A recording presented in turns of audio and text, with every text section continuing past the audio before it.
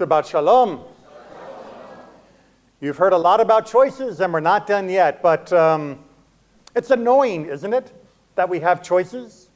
When you go through your daily life and you see other people making bad choices all around you, causing trouble for you, causing problems for you, causing inconvenience, or sometimes much worse, don't you sometimes wish that they didn't have the option to do that? Like, why couldn't they just be programmed to be nicer people? Why couldn't they just be programmed to have a little common sense? And then everything would just work so much more smoothly. But the funny thing is that most of the time when we are having those fantasies of others doing what they are supposed to do, we are thinking it entirely in that terms, externally. They ought to do what they should do.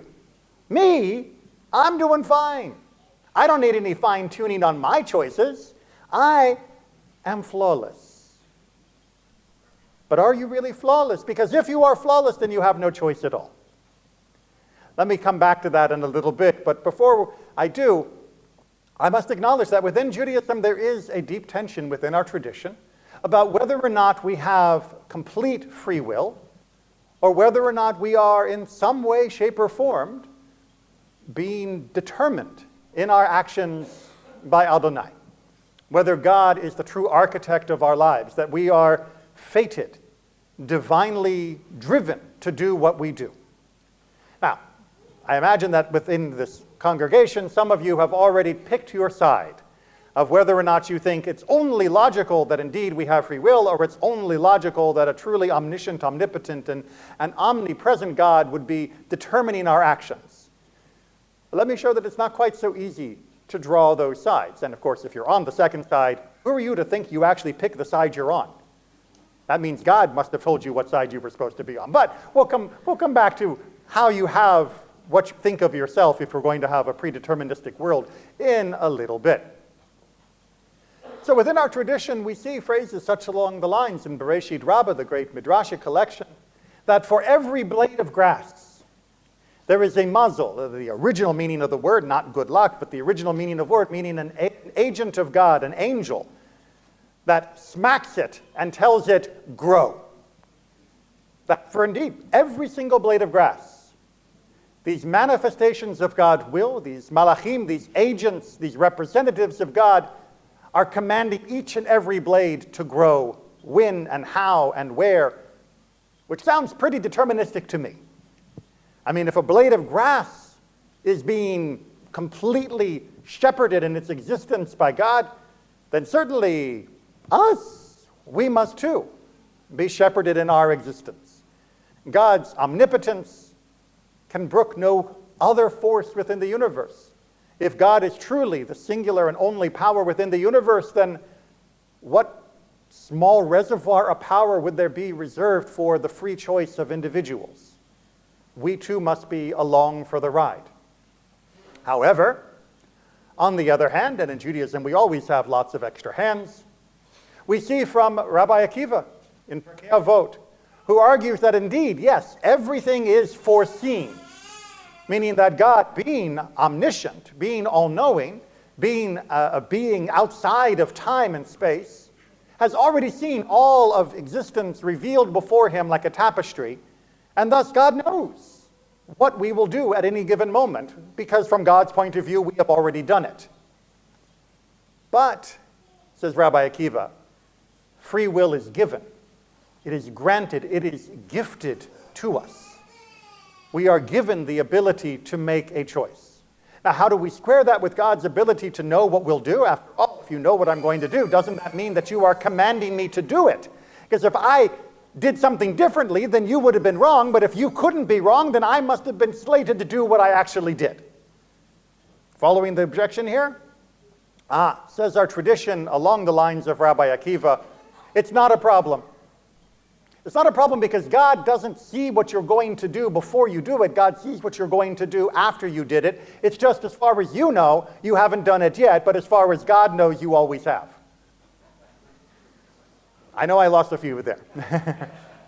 It helps if you watch a lot of science fiction and time travel videos, because it'll get your head around this concept that our lives, we are playing out scene by scene, frame by frame, the only way that we can.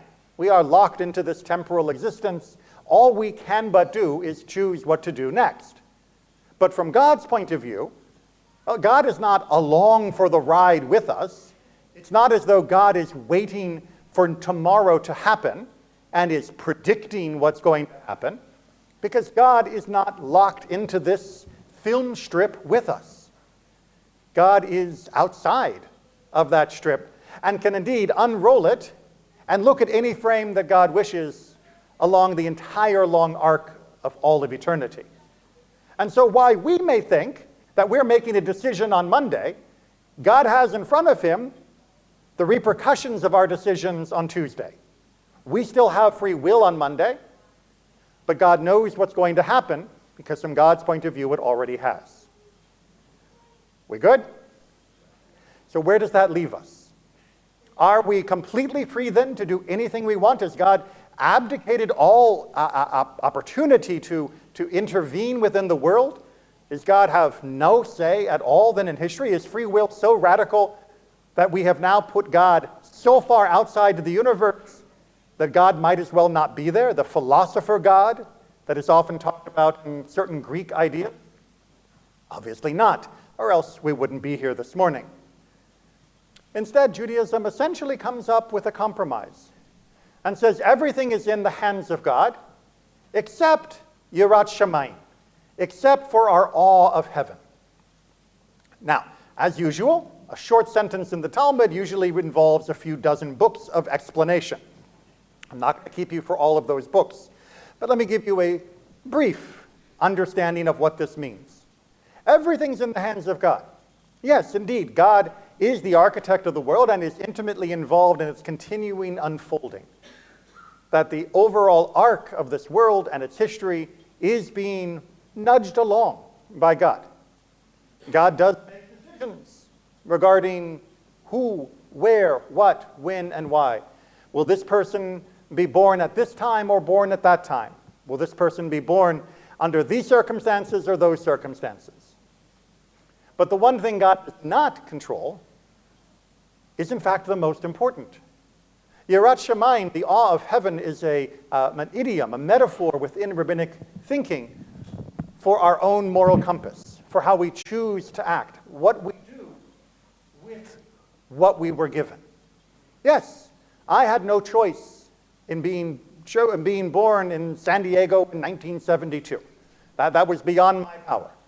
That was part of the vast tapestry that was being woven by God and by the choices of others who had influenced eventually my own birth. And so too is creation continually made. God is there, adding as much as possible to the goodness of the world within the limits that God has placed upon God's self to allow for the implications of what we choose to do, how we show respect to the awe of heaven that we must have. That will influence what will come next. So we are co-authors.